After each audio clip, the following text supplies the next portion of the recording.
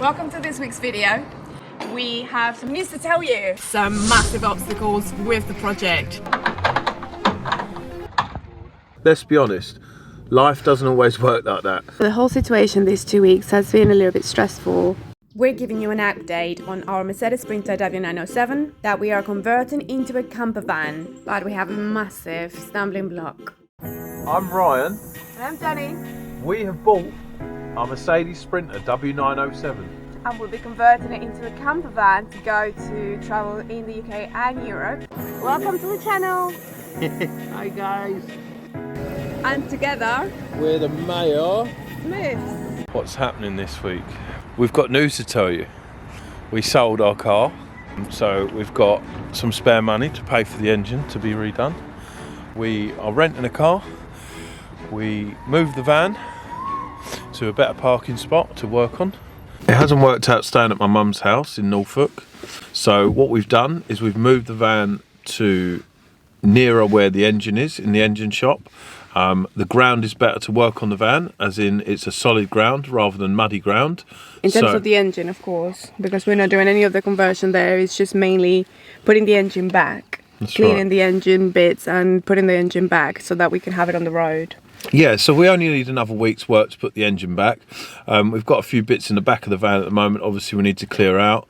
And at the moment we're just staying at friends and family until we go to stay near the van for a week, put the engine back in when the engine's ready from the engine shop. And in order to get to Norfolk to get the van moved, we actually hired a car, which Ryan loved because it was an automatic. It's not just that it was an automatic, it was a Peugeot 3008 or 3008, but it was really easy to drive and had reverse camera, and it was a hybrid. It was a great car and it had 130 miles on the clock when we rented it, so it was quite new too. It smelt good. And it was actually quite a good company. It was very easy to hire. This is the second time we hire a vehicle from them. Very competitive in terms of the money we had to pay, and it was just very, very easy to collect. We arrived in Norfolk to get the van moved. Kaale, who did the transport for us, was great. Pulling the van out, he got the steering right, bearing in mind there was no power steering, as it has no engine. He pulled it out with his truck by a winch. Because the driveway was on a slope, it was very, very difficult to do. As you can see by me struggling, the power steering was, the steering was very, very difficult to achieve, getting it on the truck. After a bit of a struggle, we got it onto the track. Kyle strapped the van's wheels to his truck, making it very secure for just under an hour's journey. And off we went. Really excited to get to the new parking space with the level ground, because it'd be so much easier to put the engine back in when we do decide to finish it and get the van on the road. And this is the temporary new home for the van. Just look at the ground. This is going to be so much easier for us to work on. We found this space through Just Park, which is actually something that we could recommend anyone. If you need to park any vehicle, this is the app to use. Super easy to book, and you find the right space like we did.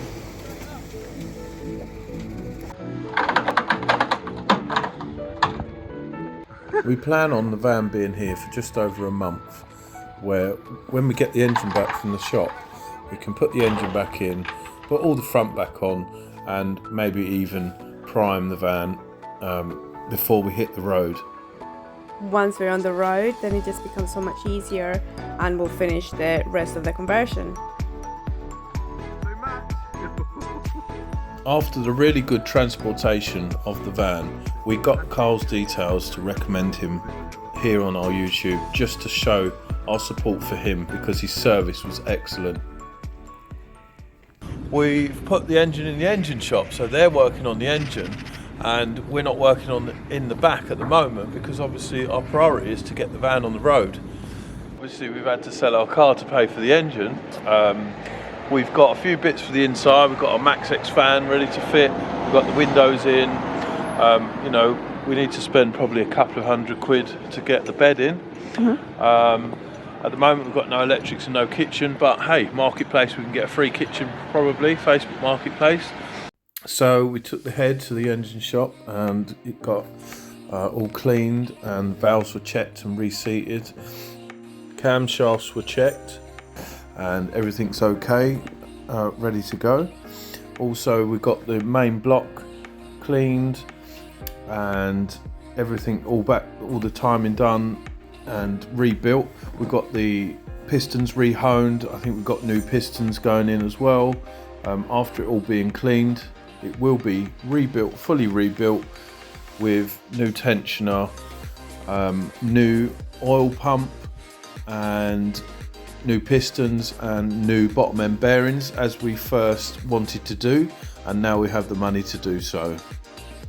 The whole situation these 2 weeks has been a little bit stressful, to say the least, because I think sometimes when things happen in life, it gives you a lot of stress and anxiety. I suppose for everyone, it happens to everyone, but we can feel the stress levels coming down a little bit now. What do you think?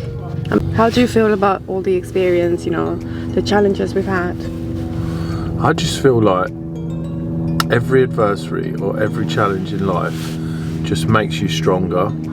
You find a solution and you move on. Some people, they get their heads down and they feel miserable about things. But it's normal sometimes. I think when something happened. I had a period of 2 or 3 days where I felt pretty down and depressed about, the situation and moving and, the situation the van was in. I mean, it's in a bit of a mess. It was in a bit of a mess. And I got over it, and you move on. You move onwards, upwards, and you get stronger and better. And you just have to be proactive and have a few days to. And it happens to all of us. Let's be honest, we're human. But you take a few days, and then move on. Look, just go into action mode. See what you can do. So this has happened. What can you do about it? And this is exactly what we've done, I think. The reality is, we gave up our flat in London. We thought we had a secure house to stay in for, until we did the van conversion, then hit the road, and then it was be all rosy. But let's be honest, life doesn't always work like that. So we've found a solution, and we move onwards and upwards. Sometimes when you've got a plan A, you need a plan B. And if you don't have a plan B, life will push you to make one. Quite right. And whilst Ryan drops the keys off the car, I would like to say thank you very much for watching. How's your week? Tell us all about it in the comments, and we'll see you in the next video. There you go.